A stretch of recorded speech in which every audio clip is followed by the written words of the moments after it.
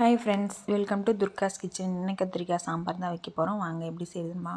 ஒரு 4-5 பன் பூண்டு, வெங்காயம், அப்புறமா தேங்காய், ஒரு 2 தக்காளி, ஒரு துண்டு இஞ்சி, அதுக்கப்புறமா வீட்டு மிளகாய்த்தூள் ஒரு 2 ஸ்பூன் போல், அப்புறமா கொஞ்சமாக புளி, 2 கிராம்பு, கொஞ்சமாக தண்ணி ஊற்றி அது கெட்டியாக அரைச்சி எடுத்து வச்சுக்கோங்க.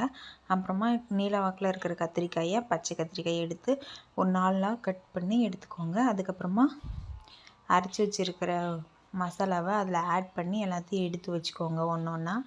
அப்புறமா ஒரு கடாய் வச்சுட்டு எண்ணெய் ஊற்றி, எண்ணெய் காஞ்ச எண்ணெய் வந்து ஒரு 100-150 மில்லி போல் எண்ணெய் ஊற்றிக்கோங்க. ஊற்றிட்டு எண்ணெய் காஞ்சதுக்கப்புறமா கடுகு பொரிஞ்சதும் கத்திரிக்காயை எடுத்து போட்டு அது காரமாக கருவேப்பிலை உப்பு போட்டு நல்லா வதக்கிட்டு அரைச்சி வச்சுருக்கிற மசாலாவை ஊற்றி ஒரு 2 கிளாஸ் போல் தண்ணி ஊற்றி மூடி வச்சுருங்க. எண்ணெய் பிரிஞ்சு வந்ததுக்கப்புறமா எடுத்தாக்கா குழம்பு ரெடி. ட்ரை பண்ணிவிட்டு கமெண்ட் பண்ணுங்கள்.